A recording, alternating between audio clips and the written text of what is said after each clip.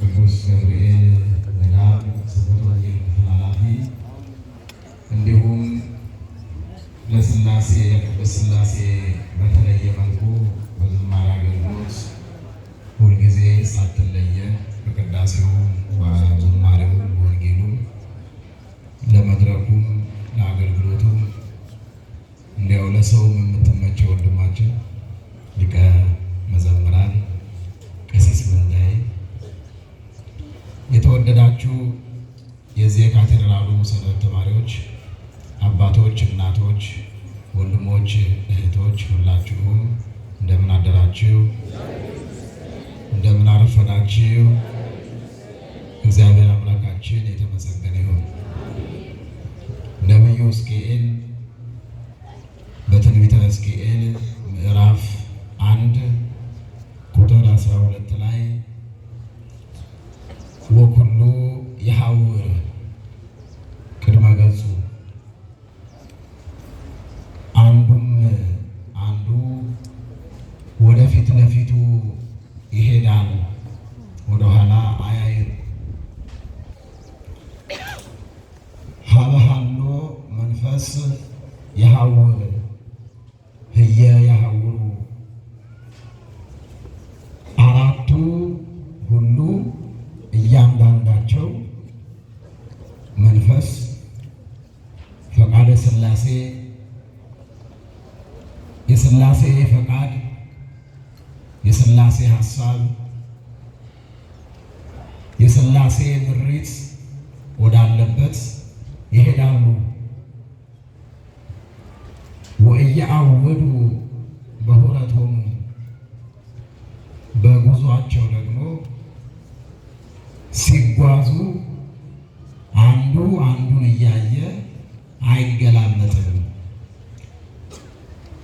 ገጸ ላይኑ ገጸ አንበሳውን፣ ገጸ አንበሳው ገጸ እንስሳውን፣ ገጸ እንስሳው ገጸ ንስሩን በአገልግሎት ጉዟቸው አይገለምጠውም። ለምን በዚህ ሄድክ አይለውም ይላል። ዛሬ የተሰበሰብነው የቅድስት ሥላሴ ነበልባላዊት ብርሃናዊት መንበሩን ተሸክመው የሚታዩ የአርባዕቱን እንስሳ በዓላቸውን ለማውሳት፣ ክብራቸውን ለመናገር፣ በቃል ኪዳናቸው፣ በአማላጅነታቸው፣ በጸሎታቸው ለመደገፍ ነው።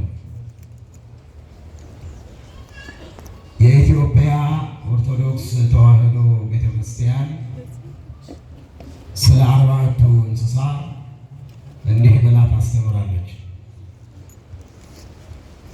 አርባዕቱ እንስሳ ማለት አራቱ እንስሶች ማለት ነው። አፈጣጠራቸው ጥንተ ፍጥረት ከመላእክት ወገን በዕለተ እሁድ ነው። ሊቁ ኤጲፋንዮስ ስሞሙ ኪሩቤል ካህናተ ቅዳሴ ወውዳሴ እምርእሶሙ ውስተ ሐቁሆሙ አርባዕቱ እምአቆሆሙ እምርእሶሙ ውስተ ሐቁሆሙ አርባዕቱ እምአቆሆሙ ውስተ እገሪሆሙ አሐዱ እለ ምሉዓት በአዕይንት ይላቸዋል። ሲፈጠሩ ከወገባቸው በታች ተረከዛቸውን አንድ፣ ከወገባቸው በላይ ገጻቸውን አራት አድርጎ ፈጥሯቸዋል። መልካቸው እለቄጡን ይመስላል። ጸዳልነታቸውም ብርሃንነታቸውም እለቄጥሩን ይመስላል። እለቄጥሩ ማለት በጽር ነው። በዕብራይስጡ አሽማል ይላታል። የበራች የጸዳች ከወገቧ በላይ 4 ከወገቧ በታች 1 የሆነ ቅርጽ ያላት መልከ መልካም ወፍ ናት። ሊቃውንቱ አባቶቻችን ከመርዕየተ እለቄቱ ዘውእቱ ወፍ ዘይነብር በሀገረ ፋርስ ብለዋል። በፋርስ ሀገር ያለ በፋርስ ሀገር ከአዋፍ ጋር አብሮ የሚበር ወፍ ናት እለቄቱ። ፍጥረቷ ከወገቧ በላይ 4 ቅርጽ አላት። 4 አይነት መልክ አላት። ከወገቧ በታች ግን እግሮቿ አንድ ነው፣ አቋሟ አንድ ነው። ይህንንም ኢትዮጵያዊ ሊቅ ቅዱስ ያሬድ ከመርዕየተ እለቄቱ ብሎ ተናግሯል። አፈጣጠራቸው ሁኔታቸው የ4ቱ እንስሳ እንደዚህ እንደ እለቄቱ እንደሚባል ወፍ ነው ብሎ ተናግሯል። ነገዳቸው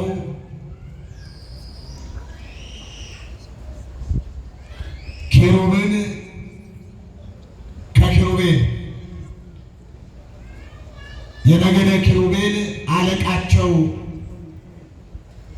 በኩራቸው ከሆነው ከኪሩብ ነገድ ገጸ ሰብእን ገጸ አንበሳን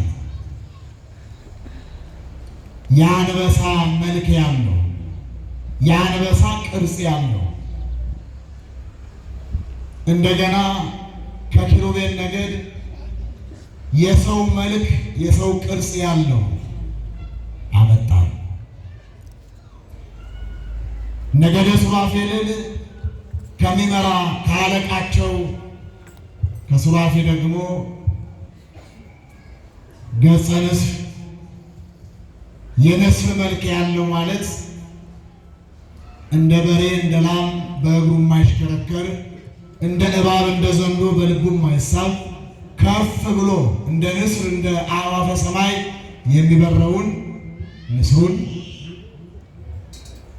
ዳግመኛ ከሱራፌል ነገድ በ4 እግር በሚሽከረከር አምሳል ላይም የሚመስል የላም መልክ ቅርጽ ያለው አመጣ። 4 አረጋቸው።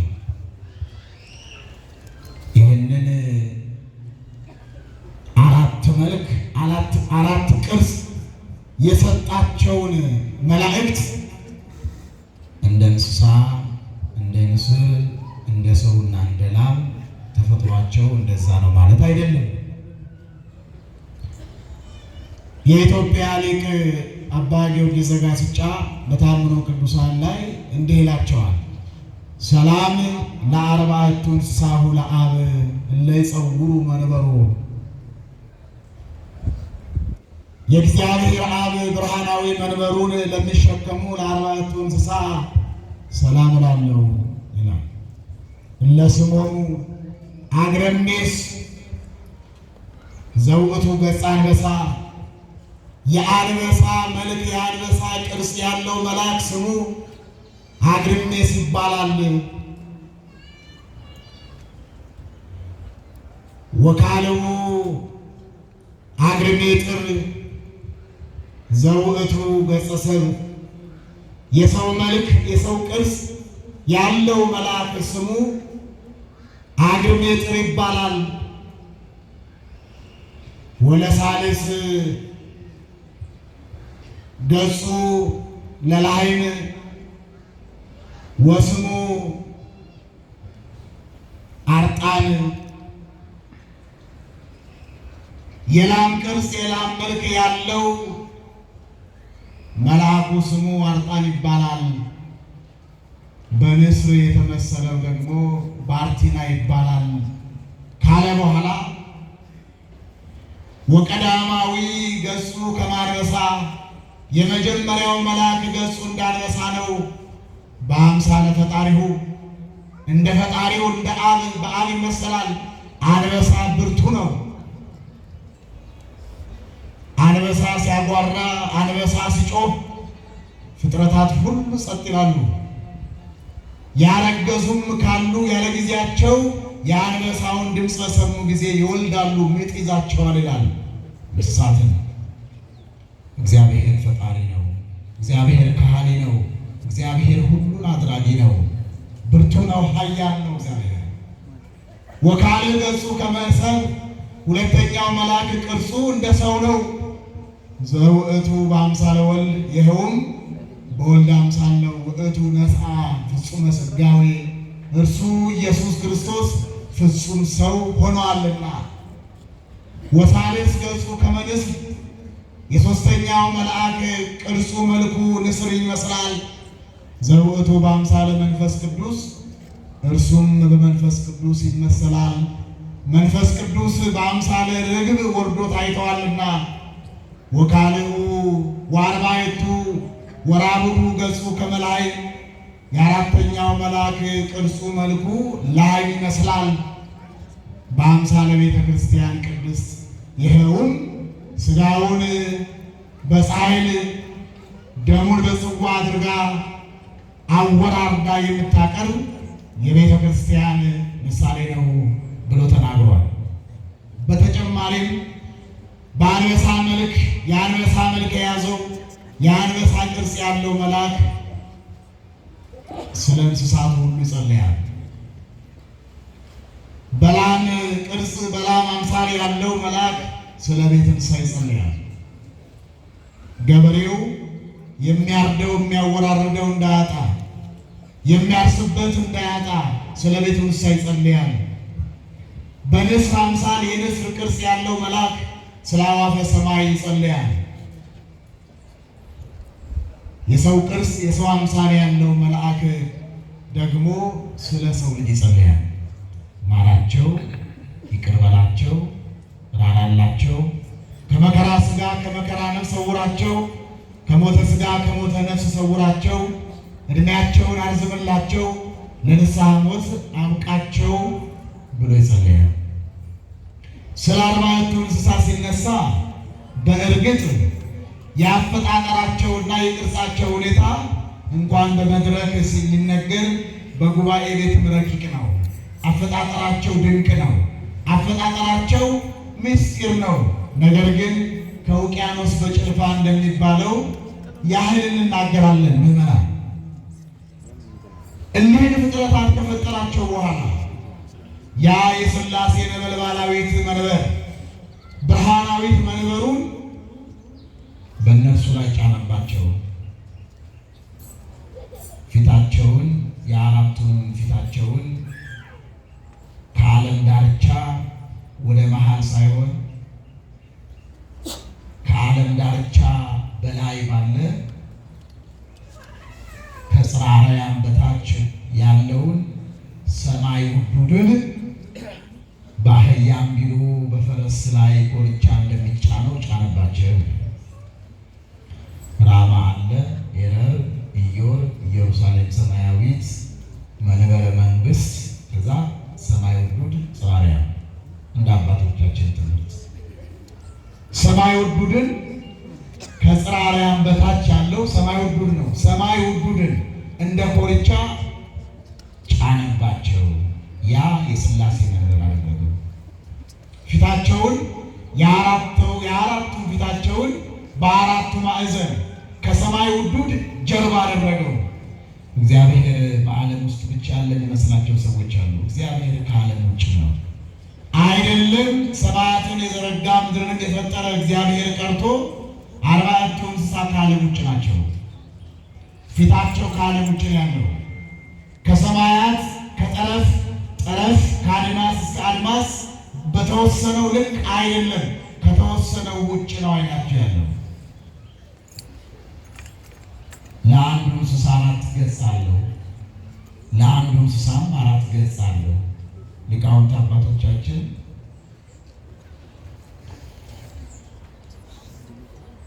ለአራቱ እንስሳ 66 ክንፍ አላቸው ብለው ተናግረዋል። ለአንዱ እንስሳ 4 ገጽ ካለው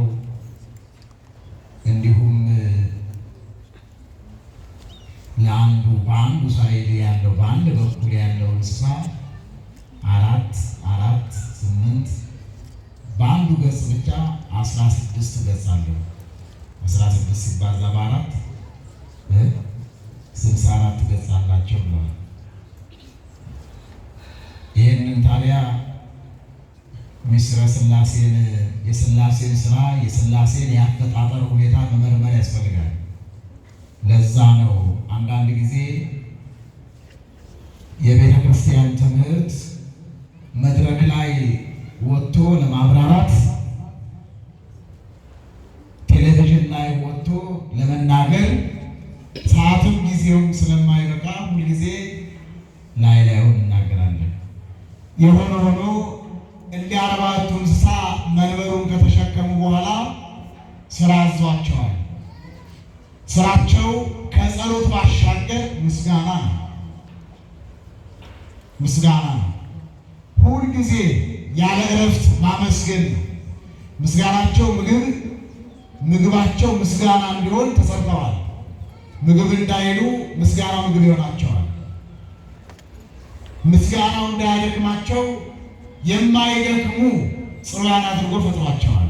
ስለዚህ ሁልጊዜ ቅዱስ ቅዱስ ቅዱስ እግዚአብሔር ጸባኦት ፍጹም ሙሉ ሰማያት ወምድር ቅዱሳን ስብሐቲከ እያሉ ይጸልያሉ፣ ያመሰግናሉ። ይሄን ታይተዋል።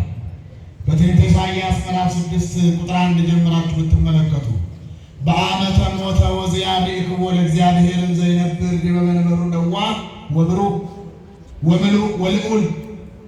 ዖዝያን የሚባለው ንጉሥ በሞተ በዓመቱ እግዚአብሔር ጥልቅ በሆነ በማይመረመር ዙፋኑ ተቀምጦ አየሁት ይላል ኢሳይያስ።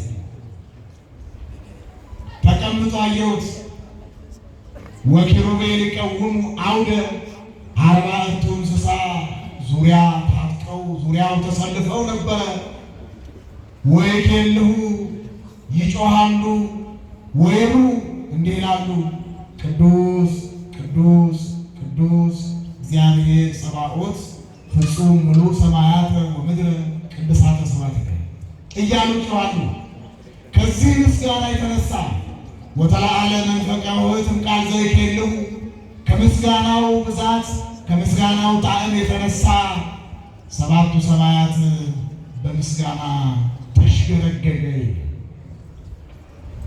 በዘጠኙ ከተማ ያሉ መላእክት ሁሉ የ40ቱን እንስሳ ምስጋና ሰምተው ሁሉም አንገታቸውን ቀለስ አድርገው ወገባቸውን ሰበር አድርገው የብርሃን አክሊላቸውን ጥለው ቅዱስ ቅዱስ ቅዱስ እያሉ ያመሰግናሉ አለ። 40ቱ እንስሳ የምስጋና በኩር የምስጋና አብነት ናቸው። በረከታቸው ያሳደረብን።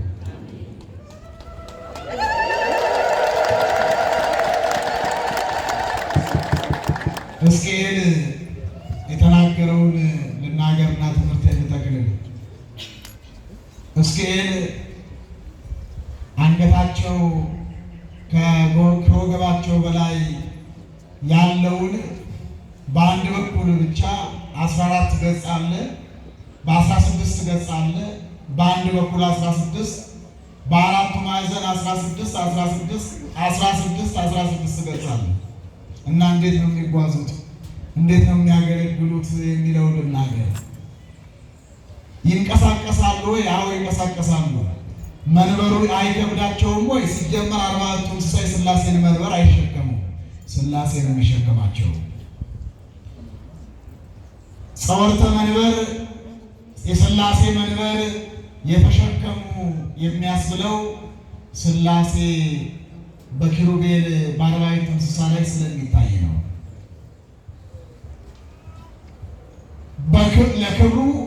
ለክብር ለምስጋና በእነርሱ ላይ ስለሚገለጥ። ለምሳሌ በእኛ ላይ ያደረው ማን ንገሩኝ? በእኛ ላይ ማን አድሯል? እኛ እግዚአብሔር ተሸክሟል። ማን ነው የሚሸከመው? ሁሉን ሲሸከም የማይከብደው ስሉስ ቅዱስ ነው። ኪሩቤልማ ይደክማሉ፣ ዙፋን ነጸብራቃዊውን ዙፋን መሸከም አይችሉም። ግን ክብሩን ይገልጥባቸዋል፣ በረድኤት ያድርባቸዋል፣ ተአምራትን ያደርግባቸዋል። እግዚአብሔር ሁል ጊዜ በኪሩቤል ላይ ይታያል። ዘይነብር ዲበ ኪሩቤል የተባለው ለዛ ነው። በኪሩቤል ላይ ተቀምጦ ይታያል። በላያቸው ላይ የተቀመጠ መስሎ ይታያል። በረድኤት ያድርባቸዋል እንጂ የሚሸከማቸው እርሱ ነው አይደለም። እርሱ ሊሸከሙት ብርሃናዊውን ነበልባላዊቷን ዙፋኑን መመልከት አይችሉም። ለዛ ነው ኢሳይያስ በክሌ ክነፍዮሙ ይከድኑ ገጾሙ ወበክሌ ክነፍዮሙ ይከድኑ እገሪሆሙ ወበክሌ ክነፍዮሙ ይሰሩ አንጻረ ህቡረ። በሁለት ክንፋቸው ፊታቸውን ይሸፍናሉ፣ በሁለት ክንፋቸው እግራቸውን ይሸፍናሉ። በሁለት ክንፋቸው አንዱ ክንፋቸውን ወደ ቀኝ አንዱ ክንፋቸውን ወደ ግራ ያደርጋሉ ብለዋል። ይህንንም ቅዱስ ዮሐንስ ወልደ ነጎድጓድ እንዲህ ብለዋል። ከመያው የሆሙ ነበልባሉ ብለዋል። እሳቱ እንዳያቃጥላቸው በክንፋቸው ይጋርዳሉ። ከዙፋኑ የሚገኘው የሚወጣውን እሳት ሊቃውንት ግን እንዲህ ብለዋል። ፊታቸውን መሸፈናቸው አቤቱ ከአንተ ፊት መቆም አይገባንም ሲሉ ነው። እኛ እንቆማለን አይደል? ሱራፌል አርባዕቱ እንስሳ ከፊት መቆም አይገባንም ሲሉ ፊታቸውን በክንፋቸው ይጋርዳሉ። በሁለት ክንፋቸው አይገባንም ከፊት መቆም እንዴት ብሎ ይቻለናል ሲሉ እንደኔና እንደናንተ ደፋሮች አይደለም። መላእክት እንኳን በሥላሴ ፊት ለመቆም በመንበሩ ፊት ለመገለጥ ጠንቃቆች ናቸው፣ ይፈራሉ። በሁለት ክንፋቸው እግራቸውን ይሸፍናሉ። ከፊት መቆም አይገባንም ይላሉ። እኛ እየተቀጠቅን የምንገባውን ቤተ መቅደሱን እነርሱ ከመንበሩ አጠገብ ለመቆም ይህን ያህል ይሳሳሉ። ማስተዋሉን ያድለን።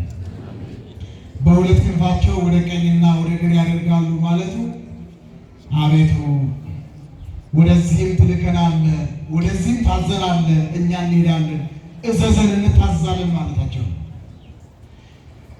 በሌላ አነጋገር ሚስጥሩ የሰፋላቸው ሊቃውንት ደግሞ ፊታቸውን በሁለት ክንፋቸው መሸፈናቸው ባህሪህን መመርመር አንችልም ሲሉ ነው። በሁለት ክንፋቸው እግራቸውን መሸፈናቸው ባህሪህን መለኮትን መረማመድ አይቻልም። ወደ ግራና ወደ ቀኝ ክንፋቸውን ማረጋቸው ከምስጢር ወደ ምስጢር፣ ከጥበብ ወደ ጥበብ፣ ከክብር ወደ ክብር ታፋልሰናለህ ሲሉ ነው ብለው ተናግረዋል። ሌሎቹ ደግሞ ሊቃውንት የለም አርባዕቱ እንስሳ ሁለት ክንፋቸውን ወደ ሰማይ ያደርጋሉ። አይታችኋል ስዕሉ ማለት ሁለት ክንፋቸውን ወደ ሰማይ ያደርጋሉ፣ ሁለት ክንፋቸውን ወደ መሬት ያደርጋሉ፣ ሁለት ክንፋቸውን ወደ ግራና ሁለት ክንፋቸውን ወደ ቀኝ ያደርጋሉ ብለዋል።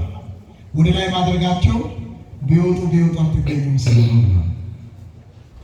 ወደ መሬት ማድረጋቸው ቢወርዱ አትገኝም ሲሉ፣ ወደ ግራና ወደ ቀኝ ማድረጋቸው ጌታ ሆይ በመንፈስ ካልሆነ በጾም በጸሎት ካልሆነ ወዲያም ቢባል አትገኝም ሲሉ እንዲሆነ ይታያሉ።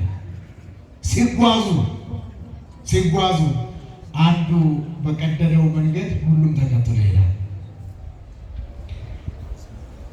ሀበሃሎ መንፈስ የሐውር የሐውሩ አንዱ ኪሩብ ፊቱን አሽቦ ፊቱን መልሶ አንገቱን ቀልሶ ጉዞ ሲጀምር ሁሉም እርሱን ይከተላሉ። የገረመኝና ያስደነቀኝ ቃል ወኢየአውዱ በሁረቶሙ አንዱ ስለመራ ሌሎቹ ገጻት ሌሎቹ መልክ ያላቸው መላእክት አይገላመጡም እርስ በርስ።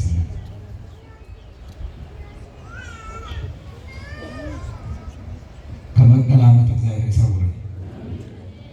አርባዕቱ እንስሳ መንበሩን ሲያገለግሉ፣ ሲያመሰግኑ፣ ሲያወድሱ፣ በአገልግሎት ሲጓዙ አይገላመጡም ይላል። ይችልን ሀገርና ትምህርት እንድጠቅልል ለሕይወታችን ይጠቅማል ብዬ አስባለሁ። እንደ ሀገርም እንደ ቤተ ክርስቲያንም ተገላማጮች በጣም ብዙ ናቸው የሚገላመጡ።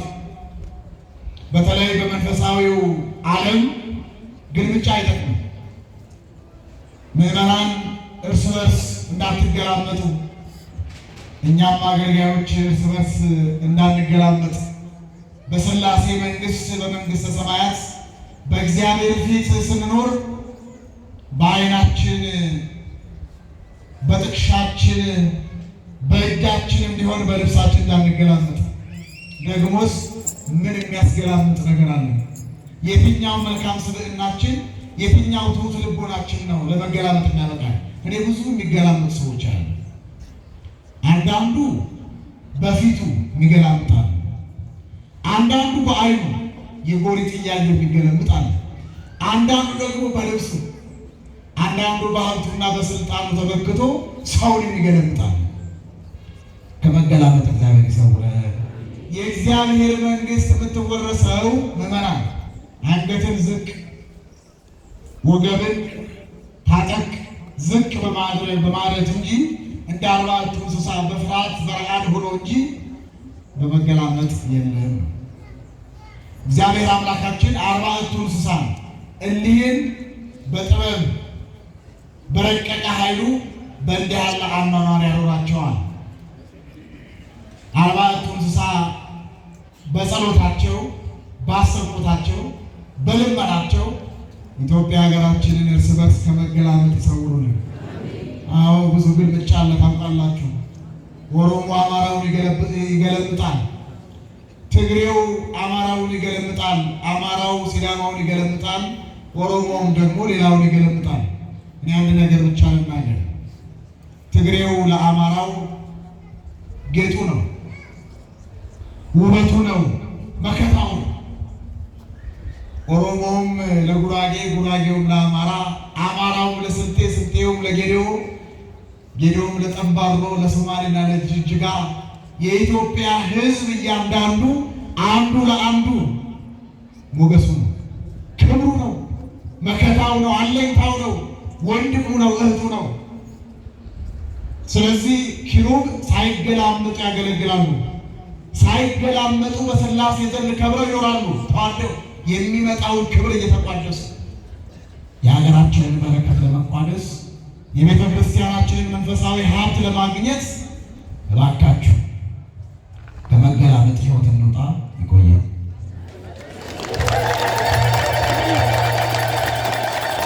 በድጋሚ አመስግኑ። እግዚአብሔርን አስተምረናልና እግዚአብሔርን አመስግኑልን። አባታችን መጋቤ ሐዲስ ቆሞስ አባ ጸጋዘአብ የአራቱ ጉባኤያት መምህር ይህን የመሰለ ትምህርት አስተምረውናል። ቃለ ሕይወትን ያሰማልን፣ ቃለ ሕይወትን ያሰማልን። ሰፊ ዘመን ከጤንነት ጋር እግዚአብሔር ያድልልን። አንዱ መልእክት በሰሜን ወሎ የምትገኝ ራማ ደብረ ሲና ኪዳነ ምሕረት የአንድነት ገዳም ሁለገብ የሆነ ህንፃ እየተገነባ ይገኛልና ለገዳሙ መተዳደሪያ ታኅሳስ 5 ቀን በሚሊኒየም አዳራሽ የገቢ ማሰባሰቢያ ይደረጋል። ምዕመናን የሚካሄደው በሚሊኒየም አዳራሽ ነው። ሰዓቱ ከቀኑ 6 ሰዓት እስከ 12 ሰዓት ነው። በዛ ላይ ተገኝተን የዚህን የበረከት ስራ እንድንሳተፍ እግዚአብሔር ስም እናሳስባለን። ከዚህ በመቀጠል እጅግ የምንወዳቸው የታላቁ ካቴድራል ዋና ጸሐፊ ላይከ ሰላም ሽታው ብርሃኑ አንድ መልእክት ያቀርቡና ወደሚቀጥለው እንሄዳለን። ሰላም እግዚአብሔር ከሁላችን ጋር ይሁን።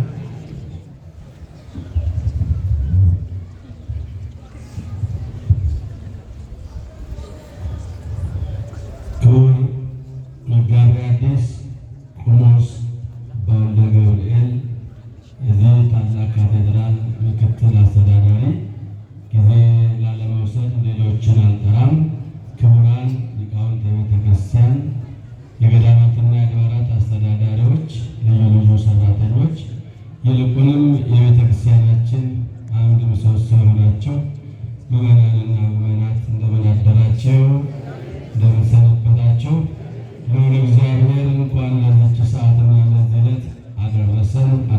ናችሁ? አመስግኑ። አላበዛም፣ ትንሽ መልእክት ነው የማስተላልፈው። ዛሬ ዋናው አስተዳዳሪ ሊቀ ሥልጣናቱ የሌሉበት ዋናው ምክንያት አንዲት ገጠር ቤተክርስቲያን ለመጎብኘት አገልግሎት ለመስጠት ቀደም ሲል የተያዘ ፕሮግራም ስለሆነ ወደ ክፍለ ሀገር ለቤተክርስቲያን አገልግሎት ስለሄዱ ነው የማይቀርበት ስለሆነ። ሁለት መልእክቶች ነው ያሉን።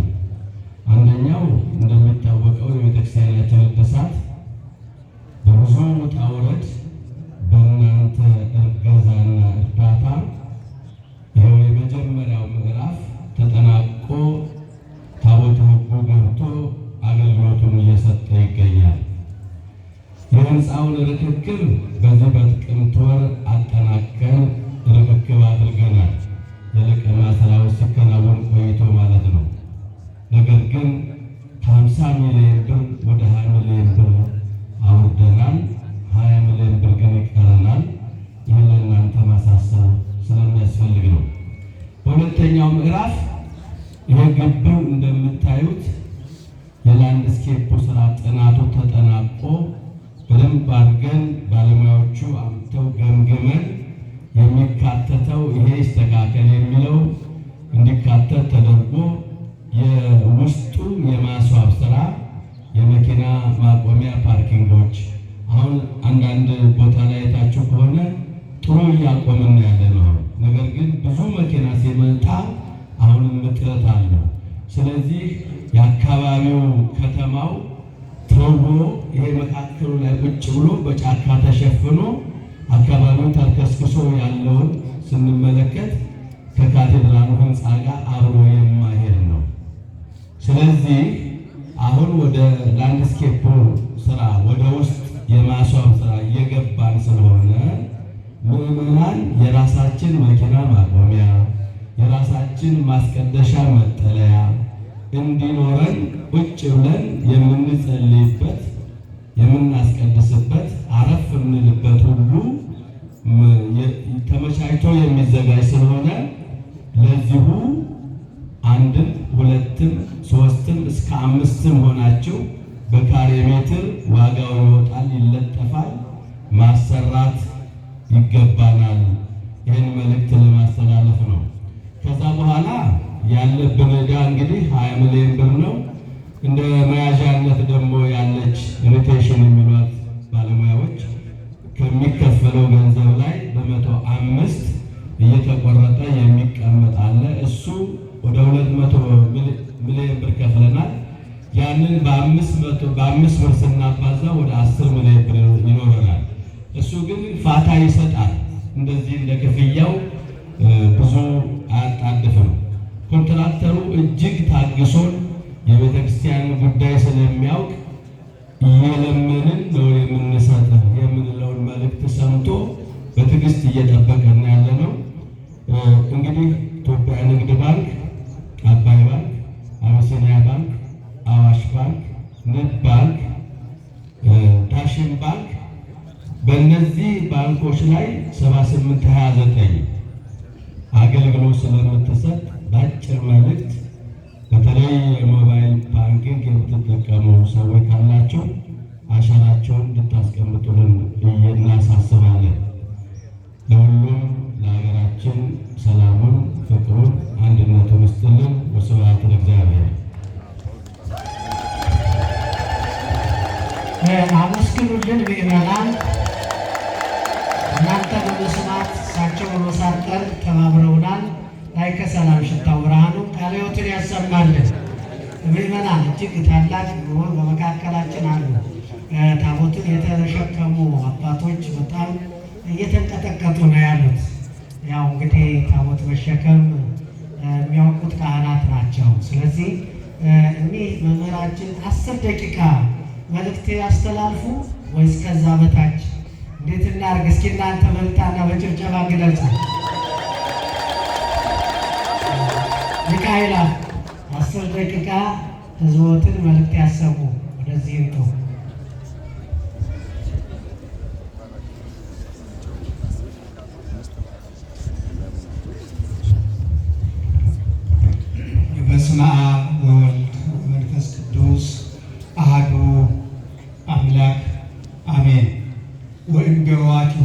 ለውእቱ መንበር አርባዕቱ እንስሳሁ ወምኑዓን አዕይንተ እምቅድመ ምስገዱ። በዚህ በመንበረ ጸባዖቱ 7ቱ መብራት በሚበሩበት በዚህ አጠገብ ኪሩቤል አሉ ይላል የዮሐንስ ራእይ ምዕራፍ 3 እና 4 የተጻፈ ነው። እና እነዚህ በዓይን የተመሉ ናቸው ይላል።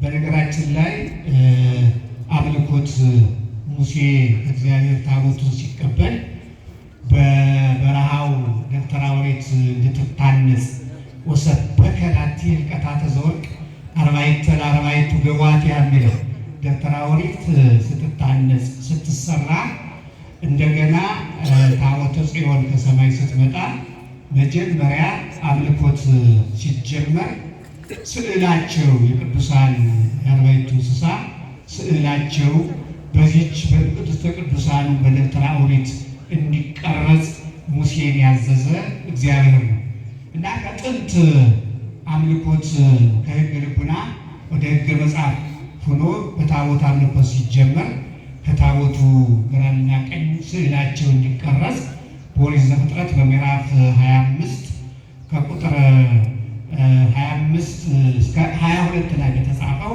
ተገልጧል። እና እንግዲህ እግዚአብሔር የምናመልከውን እግዚአብሔር እሱን ስሙን ስንጠራ ስናመልከው በኪሩቤል አማካኝነት እንደሆነ እንዲያውም በኦሪት ዘኍልቍ በምዕራፍ 7 ቁጥር 28 ላይ ሙሴን እግዚአብሔር 500 ሰባ ያህል ያነጋገረ እግዚአብሔር በኪሩቤል ላይ ሁኜ አነጋግርሃለሁ ብሎታል።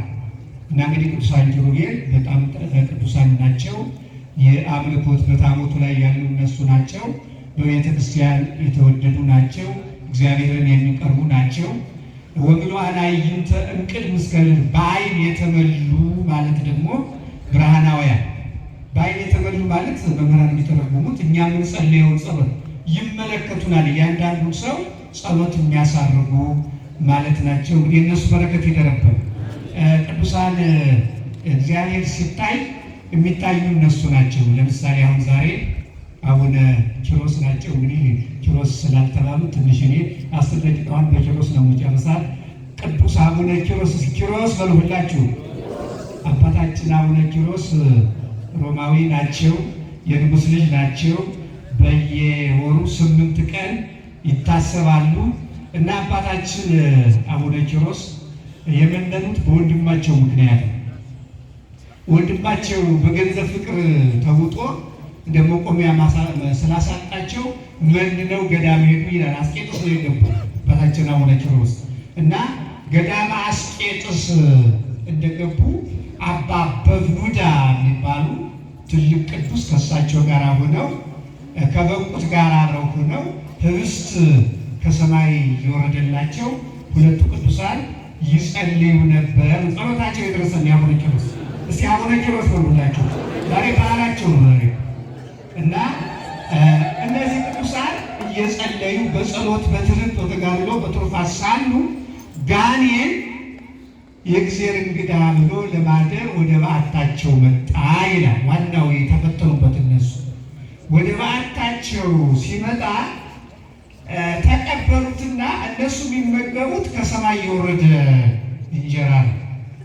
አሁን በራት ጊዜ እንዳይሰጡት ኢታሃሩ ቅዱሳተ ለክለባት ይላል። ለውሾች ነገር አትስጡ ይላል። በጎውን ነገር ዝም እንዳይሉት ነግደ ኮንቱ የሚለው ይፈርስ ሆነ እና መስቀለኛ ነገር ስላለ እንስጠው ብለው ከዚህ ከሰማይ ከወረደው ውስጥ ሲሰጡት በመጠምጠሚያው ነገር ሻጥ አድርጎ እነሱ እህል አይበሉ የሚባሉ ነበርና ይኸው ይበላሉ ብሎ በሰው ፊት ለማጋለጥ ሲል መልአክ ነጥቆ ህብስቱን አሳረገው ይላል እና ያ ህብስት ቀረ፣ መምጣት ቀረ፣ እንጀራ መምጣት ቀረ፣ መውረድ ቀረ እና 3-4 ቀን ሲሆን የሚበላ ሲጠፋ አባታችን አቡነ ኪሮስ ልመና ሄዱ ይላል።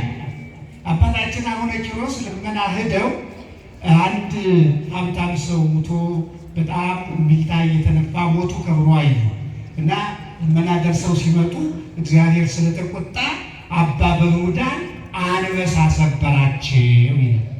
እሳቸው ሙተው አገኟቸው።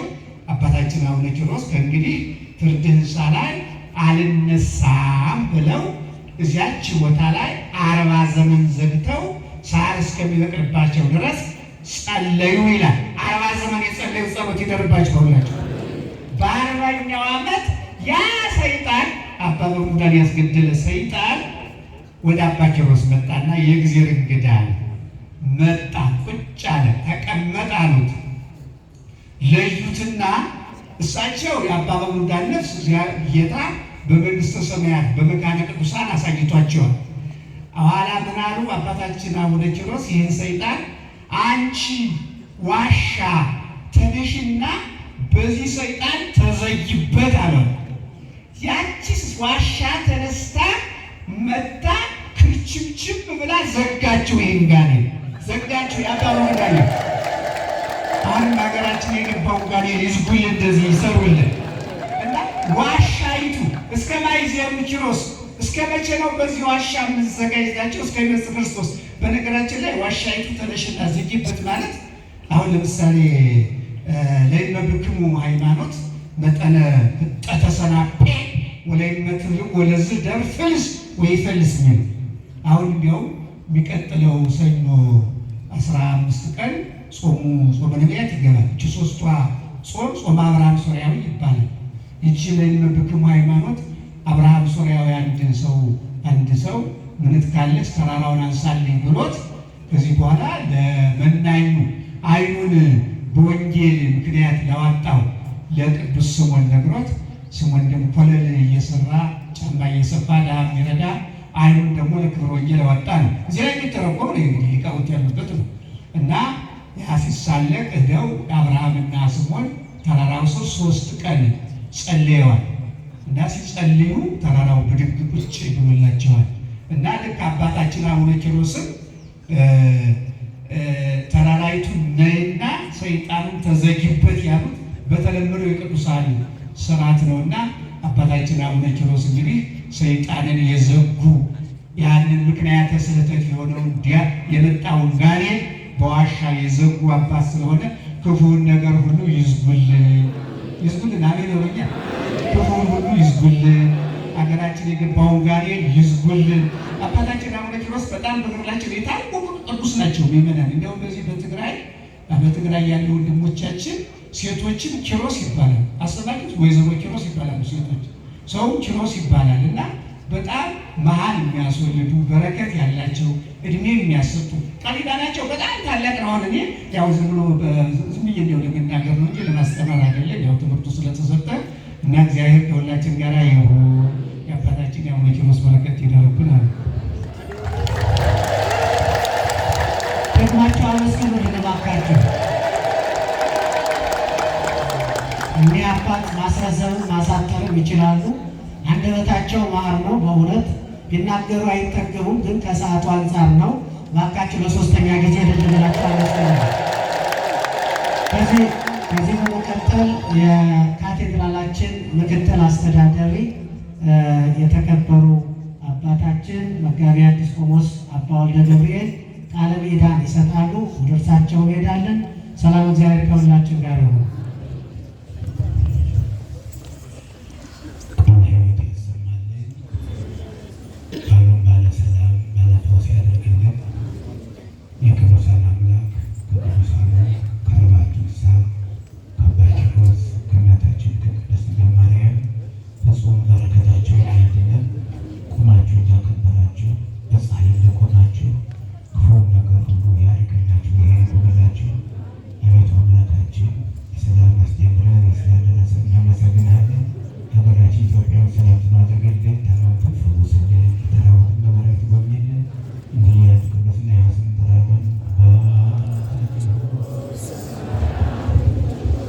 ይቀደስ መንግሥትህ ትምጣ፣ ፈቃድህ በሰማይ እንደሆነች እንዲሁም በምድር ትሁን። የዕለት እንጀራችንን ስጠን ዛሬ፣ በደላችንን ይቅር በለን የበደሉንን ይቅር እንደምንል፣ አቤቱ ወደ ፈተና አታግባን ከክፉ ሁሉ አድነን እንጂ መንግሥት ያንተ ናትና፣ ኃይል፣ ክብር፣ ምስጋና ለዘላለሙ አሜን። እመቤታችን ቅድስት ድንግል ማርያም ሆይ በመልአኩ በቅዱስ ገብርኤል ሰላምታ ሰላም እንልሻለን። በሐሳብሽ ድንግል ነሽ፣ በሥጋሽም ድንግል ነሽ። አሸናፊ የእግዚአብሔር እናት ሆይ ሰላምታ ላንቺ ይገባሻል። ከሴቶች ሁሉ ተለይተሽ አንቺ የተባረክሽ ነሽ፣ የማኅፀንሽ ፍሬ የተባረከ ነው። ጸጋን የተመላሽ ድንግል ሆይ ደስ ይበልሽ፣ ልዑል እግዚአብሔር ከአንቺ ጋር ነውና ከተወደደው ልጅሽ የጌታችን ከመድኃኒታችን ከኢየሱስ ክርስቶስ ዘንድ ይቅርታና ምሕረትን ለምኝልን ኃጢአታችንን ያስተሰርይልን ዘንድ ለዘላለሙ አሜን።